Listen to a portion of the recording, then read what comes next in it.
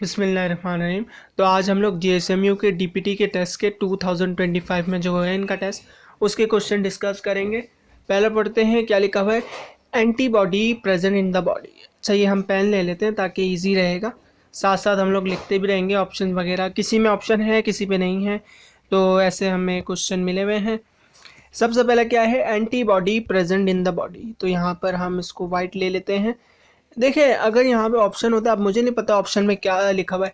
Antibody हमारे पास body में, आप लोग याद रखिएगा कि सलाइवा में होंगे, आपके टीयर्स यानी कि आपके आंसू में होंगे, और जितनी भी बॉडी सिक्रीशन होंगी यानी कि all body secretions, all body secretion, ठीक है, उस सब में आपके पास क्या होंगे, आपके पास एंटीबॉडी होंगी। ये आप लोग स्क्रीनशॉट ले लेना, क्योंकि जगह नहीं थी इसलिए मैंने यहाँ पे इसको मिटा दिया। थोड़ा सा इसको हम बड़ा कर लेते हैं। अच्छा, और ये याद रखिएगा, अगर आपको इस तरह से दिया हुआ, मेरे को एक ये एंटीबॉडी है आईजीए, याद रखिएगा आईजीए ये आपके पास एक इम्यूनोग्लोबिन है जो कि आपके पास प्रेजेंट होगी ऑल बॉडी सिक्रीशन में। यहाँ पे लिख रहा हूँ ऑल बॉडी सिक्रीशंस, ठीक है। इम्यूनोग्लोबिन आपकी बॉडी की सारी सिक्रीशन में आईजीए प्रेजेंट होता है, सही है। उसके बाद हम लोग नेक्स्ट पढ़ते हैं। नेक्स्ट क्या है हमारा, जाइंट अमीबा। अच्छा, जाइंट अमीबा से आप पता नहीं क्या पूछना चाह रहे थे वो। खैर, जाइंट अमीबा ये आपके पास ज़्यादातर ये आपके पास डीप वाटर में होता है। डीप वाटर यानी कि गहरे पानी में होता है, ज़्यादातर उधर होता है, और ये कम से कम 2 से 3 मीटर से तो आराम से होते हैं। जाइंट अमीबा है ना, जाइंट का नाम है, तो इस वजह से इसको जाइंट अमीबा कहा जाता है। उसके बाद नेक्स्ट पढ़ते हैं, in nucleolus which RNA is formed. अच्छा जी, तो यहाँ पर न्यूक्लियस में 2 आरएनए बनते हैं और आपके पास न्यूक्लियोलस में 1 बनता है। सबसे पहले आपको पता है 3 टाइप के आरएनए होते हैं आपके पास। एक कौन सा होता है, मैसेंजर आरएनए। उसके बाद आपके पास कौन सा है, राइबोसोमल आरएनए। उसके बाद आपके पास कौन सा है, ट्रांसफॉर्मर आरएनए, जो ट्रांसक्रिप्शन ट्रांसलेशन ये जो प्रोसेस होते हैं ना हमारे पास, उसमें ये तीनों हमारे पास इन्वॉल्व होते हैं। चेंज करते हैं हम यहाँ पे। सबसे पहले मैसेंजर आरएनए, ये आपके पास कहाँ पे प्रोड्यूस होगा, न्यूक्लियस में। और टीआरएनए, ये दोनों आपके पास न्यूक्लियस में प्रोड्यूस है। लेकिन जो राइबोसोमल आरएनए है ना, ये आपके पास न्यूक्लियस के अंदर एक रीजन होता है न्यूक्लियोलस, यानी कि हम इसको कह सकते हैं न्यूक्लियस का भी एक और न्यूक्लियस है।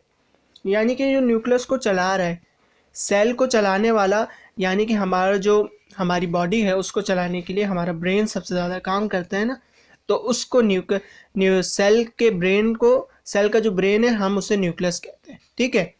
इसी तरह न्यूक्लियस के ब्रेन को न्यूक्लियोलस कहते हैं। तो राइबोसोमल आरएनए आपके पास न्यूक्लियोलस में प्रोड्यूस होता है। तो यहाँ पर न्यूक्लियोलस का पूछा है तो आंसर होगा राइबोसोमल आरएनए। नेक्स्ट पढ़ते हैं, फादर ऑफ बायोडाइवर्सिटी। तो फादर ऑफ बायोडाइवर्सिटी आपके पास उनका नाम है, कहाँ पर है, ये ऊपर है ना, एडवर्ड ओबोर विल्सन। एडवर्ड ओ विल्सन, इस तरह से कुछ आपके पास मेंशन है बुक में, तो ये उनका नाम है, ठीक है, फादर ऑफ बायोडाइवर्सिटी। उसके बाद क्या है, germ theory was given by. Germ theory हमारे पास जिन्होंने दूध उबालने का तरीका बताया है, कौन थे वो, पास्चराइजेशन जो हम पढ़ते हैं ना, लुइस पास्चर। अब पता नहीं क्या स्पेलिंग है, पास्च्योर मैंने लिख दी, ठीक है, लुइस पास्चर है वो। उसके बाद हमारा नेक्स्ट क्या है, फंक्शन ऑफ एंजाइम। अब यहाँ पे क्या फंक्शन पूछा है, एंजाइम तो बहुत सारे एंजाइम के फंक्शन होते हैं। Catalyse reaction, lowers the activation energy, तो अब इस पे फंक्शन नहीं है तो हम इसको छोड़ देते हैं। नेक्स्ट करते हैं माइटोकॉन्ड्रिया फंक्शन। माइटोकॉन्ड्रिया आपके पास जो इसका मेन फंक्शन मैं आपको बता रहा हूँ, आपके पास ये एरोबिक रेस्पिरेशन में हेल्प कर लेगा, ठीक है, एरोबिक रेस्पिरेशन। अब ऑप्शन में पता नहीं वहाँ क्या गिवन था। नेक्स्ट पढ़ते हैं, which phase is longest in meiotic division. Meiotic division में आपके पास जो लॉन्गेस्ट फेज है ना, वो हमारे पास एस फेज कहलाता है। इंटरफेज में जो हमारे पास होता है ना, अच्छा ये मियोटिक का पूछ रहे हैं, सही सही। अच्छा, मियोटिक डिवीजन में सबसे ज़्यादा जो है ना, ये माइटोसिस नहीं पूछा, मियोसिस पूछा है, तो वो आपके पास प्रोफेज होता है, प्रोफेज का फेज, क्योंकि उसमें हमारे पास लेप्टोटीन, जाइकोटीन, डिप्लोटीन, डाइकानेसिस, ये सारे आ जाते हैं ना, तो ये सबसे लंबा फेज होता है मियोसिस का प्रोफेज। नेक्स्ट पढ़ते हैं, replication of chromosome takes place in which phase. क्या पूछ रहे हैं, replication of chromosome takes place in which phase. अच्छा, अगर यहाँ पे हम रेप्लिकेशन ऑफ क्रोमोसोम बात करें या फिर रेप्लिकेशन ऑफ डीएनए बात करें तो यहाँ पर एक है, क्योंकि ये आपने पढ़े होंगे ना एस फेज, जी फेज, तो ये आपके पास जो जी फेज होता है ना उसमें आपके पास रेप्लिकेशन ऑफ क्रोमोसोम होती है। नेक्स्ट पढ़ते हैं, angular acceleration is produced by. Angular acceleration यानी कि किसी एक एंगल पे उसका घूमना, तो ये आपके पास किस चीज़ से प्रोड्यूस होती है, याद रखिएगा टॉर्क की वजह से आपके पास एंगुलर एक्सेलरेशन प्रोड्यूस होती है। टॉर्क का सिंबल किस तरह से होता है, इस तरह से आपके पास टॉर्क का सिंबल होता है। उसके बाद नेक्स्ट पढ़ते हैं हम लोग, नेक्स्ट क्या है, क्या लिखा हुआ है, which has highest boiling point. Highest boiling point किसका, देखें भाई अब वहाँ पे ऑप्शन होते हैं। अब बॉइलिंग पॉइंट ना चीज़ों पे डिपेंड करता है। अगर आप जाएंगे down the group, down the group जाएंगे, आपको पता है जैसे ही हम डाउन द ग्रुप जाएंगे नंबर ऑफ़ शेल्स बढ़ते हैं, नंबर ऑफ़ शेल्स बढ़ते हैं, इसकी वजह से क्या होता है आपका जो बॉइलिंग पॉइंट होता है वो आपका डिक्रीज़ हो जाता है, क्योंकि ये आपका न्यूक्लियस है ना, इस पर पॉजिटिव चार्ज है और ये आपके क्या हैं, शेल्स हैं, इसमें इलेक्ट्रॉन है। जैसे एटॉमिक साइज बढ़ेगा ना ये शेल्स दूर दूर होते जाएंगे तो इलेक्ट्रॉन यहाँ पर होंगे, तो यहाँ से इलेक्ट्रॉन को निकालना आसान होगा एज़ कम्पेयर टू न्यूक्लियस के पास जो इलेक्ट्रॉन होंगे, क्योंकि न्यूक्लियस उनको अच्छी तरह से पकड़ के रखा होगा, न्यूक्लियस उनको जाने नहीं देगा। तो जितना बड़ा साइज होगा उतना ही कम उसका बॉइलिंग पॉइंट होगा। तो क्या मैंने बात की, डाउन द ग्रुप आपका बॉइलिंग पॉइंट क्या होगा, कम होगा, और आपके पास अक्रॉस द पीरियड जो होगा आपके पास उसमें आपका बॉइलिंग पॉइंट क्या होगा, इंक्रीज होगा, क्योंकि शेल्स आपके पास करीब आ जाते हैं। तो अब वहाँ पे पता नहीं किस हिसाब से उन्होंने पूछा था सवाल, खैर मैंने आपको एक सिनेरियोस का बता दिया, ज़्यादातर इसी तरह से पूछा जाता है। नेक्स्ट पढ़ते हैं, क्या लिखा हुआ है, विच इज़ मोर एसिडिक। अब देखें यहाँ पे एसिडिटी की बात आ गई। एसिडिक स्ट्रेंथ ना बहुत चीज़ों पे डिपेंड करती है, रेजोनेंस हो गया, एटॉमिक साइज हो गया, आपके पास इलेक्ट्रोनेगेटिविटी हो गई। तो अगर हम बात करें इलेक्ट्रोनेगेटिविटी की, मैं आपको एक चीज़ बता देता हूँ इलेक्ट्रोनेगेटिविटी पे, कि जितनी ज़्यादा इलेक्ट्रोनेगेटिविटी होगी ना, यानी कि हम अक्रॉस द पीरियड की बात करें तो एसिडिक स्ट्रेंथ आपके पास, मैं यहाँ पर ए से लिख देता हूँ, एसिडिक स्ट्रेंथ आपके पास ये होगी, बढ़ जाएगी अक्रॉस द पीरियड। अगर डाउन द ग्रुप जाएंगे इलेक्ट्रोनेगेटिविटी कम, तो एसिडिक स्ट्रेंथ भी आपके पास कम हो जाएगी। अब देखिए यहाँ पर मैंने तो आपको बता दिया कि भाई जहाँ पर इलेक्ट्रोनेगेटिविटी कम वहाँ पर एसिडिक स्ट्रेंथ कम, लेकिन एटम, साइज ऑफ एटम पे भी यहाँ पर डिपेंड करते हैं। इसको हम लोग हटाते हैं, अब साइज ऑफ एटम पे हम लोग बात कर लेते हैं। साइज ऑफ एटम यानी कि जिसका जितना बड़ा साइज, एटम का जितना बड़ा साइज, यानी कि मैंने आपको बताया था ना न्यूक्लियस से स्ट्रेंथ कम होगी तो यहाँ पर उनके बॉन्ड्स को ब्रेक करना आसान होगा, तो इसकी वजह से एसिडिक स्ट्रेंथ कम हो जाती है, सॉरी एसिडिक स्ट्रेंथ ज़्यादा हो जाती है, क्योंकि वो आराम से प्रोटॉन रिलीज़ कर देंगे ना, तो यानी कि एटम का साइज़ ज़्यादा, तो उसके बाद आपके पास एसिडिक स्ट्रेंथ जो है ना आपके पास वो भी ज़्यादा हो जाएगी, क्योंकि उनके बॉन्ड्स को तोड़ना आसान होता है। और एक लास्ट बात आपको बता देता हूँ, वैसे तो बहुत सारी चीज़ें इसमें आती है, पोलैरिटी ऑफ द बॉन्ड। अगर बॉन्ड की पोलैरिटी ज़्यादा है यानी कि वो ज़्यादा पोलर है, तो उस वजह से क्या होगा, वो आसानी से अपना क्या करेगा, प्रोटॉन को रिलीज़ कर देगा, यानी कि हाइड्रोजन को रिलीज़ कर देगा, जिसकी वजह से एसिडिक स्ट्रेंथ ज़्यादा होगी। उसके बाद हम लोग नेक्स्ट पढ़ते हैं। नेक्स्ट हमारे पास क्या लिखा हुआ है, motion of molecule is gaseous state is called, तो वो आपके पास ब्राउनियन मोशन कहलाता है, ब्राउनियन, ठीक है, मोशन। उसके बाद हम लोग नेक्स्ट पढ़ते हैं। नेक्स्ट क्या लिखा हुआ है हमारे यहाँ, in single stand RNA which cause tumour is. अच्छा जी, ये आपके पास वायरस से पूछा है, तो आपके पास जो रीट्रो वायरस होते हैं ना, रीट्रो वायरस, ये आपकी बुक में मेंशन है, रीट्रो वायरस आपके पास क्या करते हैं, ट्यूमर को कॉज करते हैं। उसके बाद नेक्स्ट पढ़ते हैं, डीएनए इज, डीएनए क्या है, डीऑक्सीराइबोन्यूक्लिक एसिड है। उसके बाद 5 पेंटोज शुगर होती है। अब पूछना क्या जा रहे थे ये नहीं पता, ऑप्शन नहीं है ना, क्योंकि तो मैंने 2-3 बातें आपको बता दी। नेक्स्ट क्या है, which of the following element are most abundant in the body, oxygen सबसे ज़्यादा है आपकी बॉडी में। नेक्स्ट क्या है, filtration of water and ink. अगर इंक की ये क्या पूछना चाह रहे हैं, फिल्ट्रेशन ऑफ वाटर। अब ऑप्शन नहीं पता, डिफ्यूजन तो नहीं होगी, तो ये कॉन्सेंट्रेशन ग्रेडियंट की तरह कुछ इसमें आएगा। कॉन्सेंट, अगर जिन स्टूडेंट ने टेस्ट दिया है तो उनको अगर ऑप्शन याद है तो कमेंट्स में मेंशन कर देना। तो यहाँ पे शायद कॉन्सेंट्रेशन ग्रेडियंट इस तरह से होगा। अब इंक की भी फिल्ट्रेशन पूछ रहे हैं क्या, इंक को फिल्टर करना ज़रूरी है क्या? खैर इंक अब ऑप्शन मुझे पता नहीं, अब जिन स्टूडेंट ने दिया है वो कमेंट में ऑप्शन लिख दें। नेक्स्ट पढ़ते हैं क्या लिखा हुआ है, रेस्पायरेशन सबस्ट्रेट। देखिए यहाँ से आप इजीली भी इससे लगा सकते हैं कि सबस्ट्रेट आपको याद करने की ज़रूरत भी नहीं पड़ी। इंजाइम का चैप्टर आपने पढ़ा है, इंजाइम के चैप्टर में क्या होता था, एक्टिव साइड होती थी इस तरह से, सॉरी इस तरह से आपका ये एंजाइम है, और ये जो है ना ये आपके पास क्या है, इसकी एक्टिव साइड है, एक्टिव साइड है ना, सही। अब यहाँ पर एक सबस्ट्रेट आकर बाइंड कर जाता है।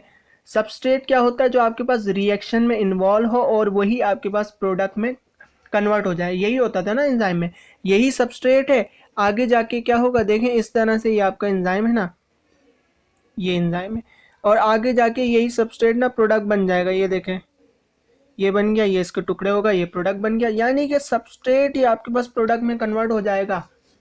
तो वही तो पूछ रहे हैं, ग्लूकोज क्या होता है, ग्लूकोज आता है रेस्पिरेशन में, आगे जाके कन्वर्ट हो जाता है, ठीक है। तो यही पूछ रहे थे यहाँ पे भी, तो सिंपल आपने ये लगाना है, रेस्पिरेशन का सबस्ट्रेट आपके पास ग्लूकोज है, विच इज़ रिड्यूसिंग शुगर।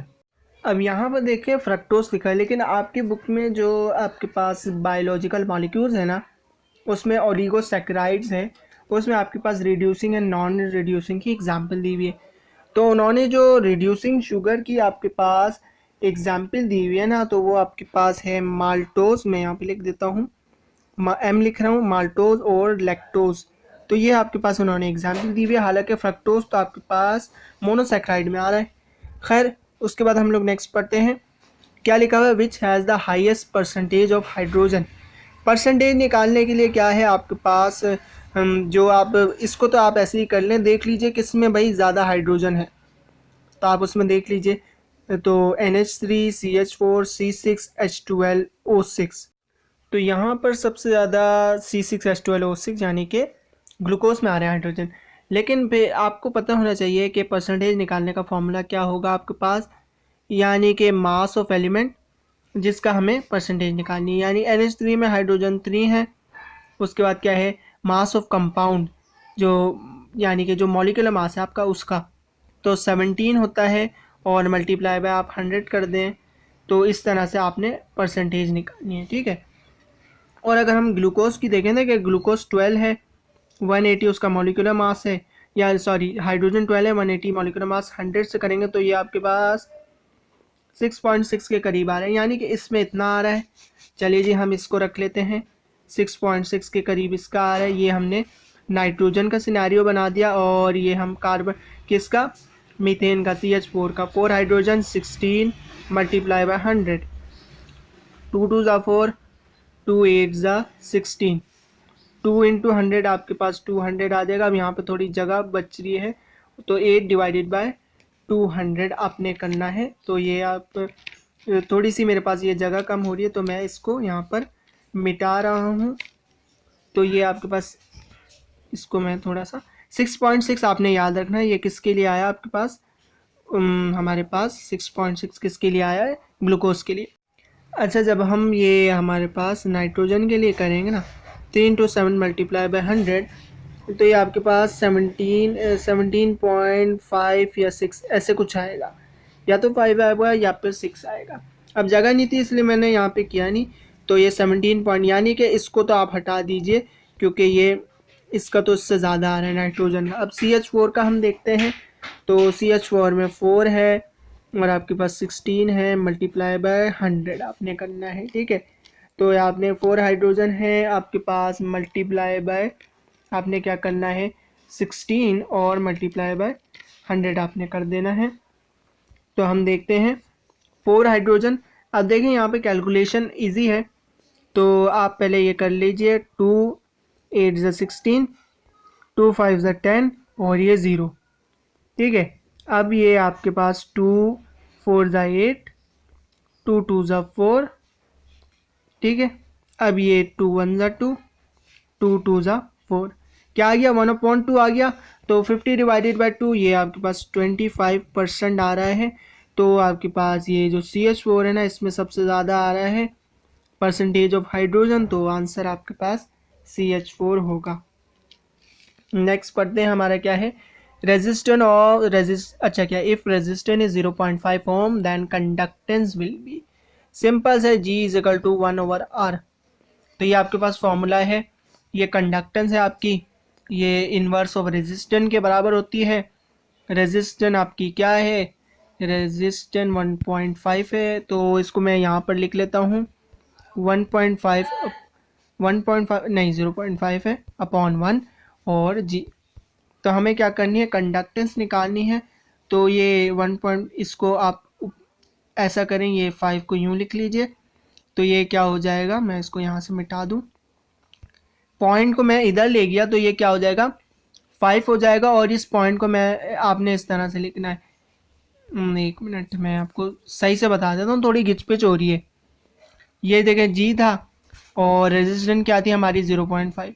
मैंने क्या किया, इस पॉइंट को मैं राइट साइड पे ले गया। राइट साइड पे पॉइंट ले जाने से क्या होता है, 5 × 10⁻⁻1, -1 है, इसको मैं ऊपर लेके जाऊंगा, ये प्लस हो जाएगा। तो क्या होगा 10 डिवाइडेड बाय आपके पास 5, 5 1 ज़ा 5, 5 2 ज़ा 10, तो आपके पास कंडक्टेंस कितनी आई, 2 आपके पास कंडक्टेंस आई, और उसका यूनिट क्या होगा, मोहो, या फिर इसको मोहो के अलावा साइमंस भी कहते हैं। तो ये ऐसे यूनिट भी आपने याद रखने हैं, या तो मोहो या फिर साइमंस, इस ये भी आपसे पूछ सकते हैं। नेक्स्ट पढ़ते हैं, क्या लिखा हुआ है, all living organism cell wall is composed of, सारे लिविंग ऑर्गेनिज्म की सेल वॉल, ज़्यादातर सेल वॉल सेल्यूलोज से बनी हुई होती है, तो ये याद रखिएगा सेल्यूलोज। बाकी तो फंजाई के अलग, बैक्टीरिया के अलग, अलग अलग कंपाउंड होते हैं, बैक्टीरिया में पेप्टिडोग्लाइकिन होता है, ये सारी चीज़ें तो अलग चीज़ें हैं। सेल्यूलोज जो मेजर है वो आपको मैंने बता दिया। Fungi is the decomposer of, plants है, एनिमल है, या ज़्यादातर डेड चीज़ों के लिए, डेड एनिमल्स एंड प्लांट के लिए बेस्ट डिकम्पोजर है फंजाई। नेक्स्ट पढ़ते हैं, क्या लिखा हुआ है, इम्यूनाइजेशन बाय बैक्टीरिया जेनेटिक, ये क्या लिखा हुआ है, changes something like is this. अब पता नहीं क्या पूछना चाह रहे हैं, वैसे ये DNA वैक्सीन होती है एक तरह की, वैक्सीन्स की भी टाइप होती है ना, तो DNA वैक्सीन होती है आपके पास, उसमें जेनेटिक, बैक्टीरिया का जेनेटिक मटेरियल उसमें यूज़ होता है। खैर नेक्स्ट पढ़ते हैं, इन प्लाज्मोडियम प्राइमरी होस्ट इज, तो यहाँ पर मैन लिखा हुआ है, तो प्राइमरी होस्ट आपके पास बिल्कुल सही है, प्लाज्मोडियम, ये आपके पास प्रोटॉक्टिस वाले चैप्टर से आया है, तो इसमें आपके पास जो प्राइमरी होस्ट है वो मैन है। और मैन में आपके पास ये प्लाज्मोडियम, ये मैंने आपको बताया था कि न्यू बुक से नहीं, आपने ओल्ड बुक से भी पढ़ना है, क्योंकि आप खुद ही देख लीजिए ओल्ड बुक से आपके पास कितनी चीज़ें आई हुई हैं। अब यहाँ पर एक और चीज़ मैं आपको बताना चाहूँगा कि यहाँ पर प्लाज्मोडियम में ना 2 साइकिल होती है, एक होती है एसेक्सुअल और दूसरी होती है सेक्सुअल साइकिल। तो ये जो आपके पास एसेक्सुअल साइकिल होती है ना, ये आपके पास मैन में होती है, और जो सेक्सुअल होती है तो वो आपके पास किस में होगी, मॉस्किटो में, फीमेल मॉस्किटो। अभी मैं उसका भी नाम बता देता हूँ, ठीक है, ये आपने लिख लेना है। अब जो आपके पास जो मैन के अंदर एसेक्सुअल साइकिल होती है उसको हम लोग कहते हैं शीज़ोगोनी। ये मैं और MCQs बता रहा हूँ ताकि आप लोग इसको लिख लें, देखिए एक ही चीज़ से काफ़ी MCQs बन सकते हैं। शीज़ोगोनी, जो मैन के अंदर सेक्सुअल साइकिल होती है उनको हम क्या कहते हैं, शीज़ोगोनी। और जो आपके पास हम लोग बात करें, जो मॉस्किटो के अंदर आपके पास कौन सी होगी सेक्सुअल साइकिल, वो आपके पास स्पोरोगोनी कहलाती है, स्पोरोगोनी। और जो मॉस्किटो यूज़ होती है वो होती है फीमेल, और उसको हम लोग क्या नाम देते हैं, एनाफिलिस। तो मैं यहाँ पे लिख देता हूँ ANOPHELES, ठीक है। और अगर हम यहाँ पे एक और MCQ मुझे याद आ रहा है, डेंगी की अगर बात करें, डेंगी किस मॉस्किटो से होता है, तो वो आपके पास मैं ऊपर लिख रहा हूँ, डेंगी आपके पास एडीज मॉस्किटो, एडीज, ठीक है। तो ये देखिए काफ़ी MCQs इससे मुझे याद आ गया, तो इसको भी आपने याद रख लेना है। नेक्स्ट पढ़ते हैं क्या लिखा हुआ है, if neutron is add in hydrogen then it is called. Hydrogen क्या होता है आपके पास, इस तरह से होता है 1 1, और ये हाइड्रोजन है, ये आपके पास क्या है इसका एटॉमिक नंबर, सॉरी ये आपका एटॉमिक नंबर आपका यहाँ पर ऊपर आएगा, तो हम इसको अगेन लिखते हैं, ये एटॉमिक नंबर, ये आपके पास एटॉमिक मास आ गया। तो एटॉमिक नंबर में यानी कि अब number of protons and neutrons, तो न्यूट्रॉन्स में आपने क्या नाम है, यहाँ पे ये 1 है ना, इसको हटा के आपने क्या करना है 2 करना है। तो हाइड्रोजन के भाई यहाँ पर आइसोटोप्स पूछ रहा है, तो यहाँ पे 2, तो सबसे पहले क्या था, पी से प्रोटियम, ड्यूटीरियम और ट्राइटियम, तो ये आपके पास ड्यूटीरियम कहलाता है। उसके बाद हम लोग नेक्स्ट पढ़ते हैं क्या लिखा हुआ है, अच्छा इसको मिटाना पड़ेगा, क्या लिखा हुआ है आपके पास, what is mole mass of carbon dioxide in 8 gram of oxygen. अच्छा मोल भी पूछ रहे हैं, मास भी पूछ रहे हैं, तो सिंपल हमने रिलेशन लगाना है। अच्छा सबसे पहले हम लोग मोल्स निकाल लेते हैं, तो देखिए ये आपके पास क्या पूछ रहे हैं, मोल्स ऑफ कार्बन डाइऑक्साइड के मोल्स, और आपके पास 8 ग्राम ऑफ ऑक्सीजन है। तो देखिए यहाँ पर आपके पास कितने ऑक्सीजन है, 2 ऑक्सीजन है, तो यानी कि 32 ग्राम ऑफ ऑक्सीजन, यानी कि ये आपके पास 1 मोल हो गया, ठीक है, कार्बन डाइऑक्साइड के लिए। अब 8 ग्राम के लिए हमें निकालना है, तो 8 ग्राम इंटू एक्स, तो सिंपल देखिए इस तरह से आपने इक्वेशन बनानी है, ये सॉल्यूशन है, क्रॉस मल्टीप्लिकेशन कर दीजिए, तो ये क्या होगा, x is equal to 8 into one और डिवाइडेड बाय आपके पास क्या होगा 32, तो ये आपके पास आप टेबल पढ़ें, 2 4 ज़ा 8 और 2 1 ज़ा 2 और ये 2 6 ज़ा 12, तो ये क्या 4 1 ज़ा 4 4 4 ज़ा 16, तो ये आपके पास क्या आ रहा है 1/4 आ रहा है, 1/4 ये आपके पास किसके बराबर होता है 0.25, ये आपके पास कितने आ गए, नंबर ऑफ मोल्स आपके पास आ गए। अच्छा अब हम लोग क्या निकालेंगे, मास निकालेंगे, तो इसके मैं आपको 2 तरीके बता देता हूँ। पहले तो आपने ये वाला फॉर्मूला लगाना है, क्या, number of mole mass upon molecular mass. अब देखें हमें क्या निकालने हैं, मास निकालना है ना, तो मॉलिक्यूलर मास को उधर ले जाइए, मॉलिक्यूलर मास को उधर ले गए तो हमारे पास नंबर ऑफ मोल कितने आए थे, 0.25 आए थे। मॉलिक्यूलर मास जो आपके पास कार्बन डाइऑक्साइड का, कार्बन डाइऑक्साइड का लिखना है, क्योंकि हमें किसके मास चाहिए, कार्बन डाइऑक्साइड का मास चाहिए ना, तो 44 इंटू 0.25 करेंगे, तो ये आपके पास क्या आएगा 11 आएगा। एक इस तरह से ये तरीका है, और एक दूसरा तरीका कि भाई अगर आपको यहाँ पर उन्होंने सीधा सीधा मास ही पूछ लिया, मोल्स पूछे ही नहीं है, अब आप चाहते हैं मैं अपना टाइम बचाऊँ, मोल्स निकालूँ मास निकालूँ, ज़्यादा टाइम लगेगा, तो यहाँ पे देखिए कार्बन डाइऑक्साइड है ना, मास पूछा है, आपको पता है 32 ग्राम ऑफ ऑक्सीजन में आपके पास कितना आ रहा है 44 ग्राम, ठीक है, क्योंकि ये 2 ऑक्सीजन है ना, जब 32 है और कार्बन डाइऑक्साइड पूरी कितनी मिला के 44 आ रही है, सही है। अब 32 का आधा करें 16, ये यहाँ पे 22, अब हम लोगों ने 16 का आधा 8 करना है, 22 का आधा 11, यानी कि 11 ग्राम आपके पास आंसर है, ठीक है। तो इस तरह से भी आप रिलेशन बना के कर सकते हैं। नेक्स्ट पढ़ते हैं, Einstein equation is equal to m c का स्क्वायर। नेक्स्ट पढ़ते हैं, यूनिट ऑफ करंट का यूनिट एम्पियर होगा। उसके बाद नेक्स्ट देखते हैं हमारा क्या लिखा हुआ है, microsecond is equal to 10⁻³ radioactive hydrogen. अच्छा तो ये सवाल आपके पास वही प्रोटियम, ड्यूटीरियम और ट्राइटीरियम आइसोटोप्स ऑफ हाइड्रोजन से आए, तो वो आपके पास होता है आपके पास ट्राइटियम। ट्राइटियम का आपके पास क्या है, रेडियो एक्टिव आइसोटोप है, और अगर आपसे पूछ ले जाएं, वो आपसे पूछेंगे भाई इसकी हाफ लाइफ बता दें, तो उसकी हाफ लाइफ है आपके पास 12.5 ईयर्स, ये इसकी हाफ लाइफ है रेडियो एक्टिव आइसोटोप। नेक्स्ट क्या लिखा हुआ है आपके पास, which is called infectious hepatitis, तो वो आपके पास एच लिख रहा हूँ, हेपेटाइटिस ए आपके पास कहलाता है इन्फेक्शियस हेपेटाइटिस। नेक्स्ट है water is best solvent due to its polarity. Next पढ़ते हैं, प्रोटॉन, इलेक्ट्रॉन, न्यूट्रॉन और सब एटॉमिक पार्टिकल, बिल्कुल सही है। नेक्स्ट पढ़ते हैं, haemoglobin is quaternary structure of protein, सही है। अच्छा जी अब तो मैं आपको क्वाटरनरी तो हीमोग्लोबिन, इसमें एक और आता है आपके पास मायोग्लोबिन भी आता है, वो भी आपके पास क्वाटरनरी स्ट्रक्चर कहलाता है। अब अगर मैं आपके पास प्राइमरी स्ट्रक्चर की बात करूँ तो ये लिख लीजिए, काम आते हैं। इस तरह से भी एमसीक्यू, ज़रूरी थोड़ी आपसे क्वाटरनरी पूछे। इंसुलिन है प्राइमरी, जो जिनका अब नेक्स्ट टेस्ट होगा, प्राइमरी इंसुलिन है।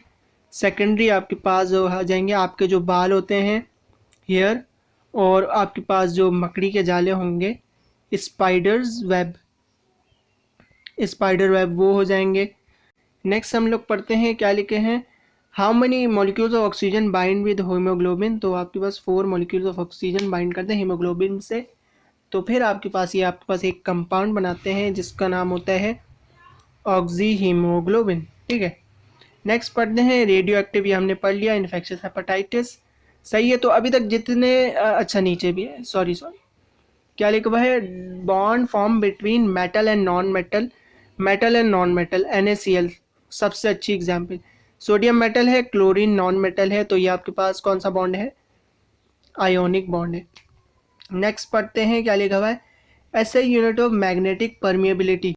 अच्छा, यहाँ पर मैग्नेटिक परमिएबिलिटी का यूनिट पूछ रहे हैं। आई थिंक मैं जो मेरे को नाम पता है वो आपके पास मैग्नेटिक फील्ड है, magnetic field strength, magnetic induction और फ्लक्स डेंसिटी।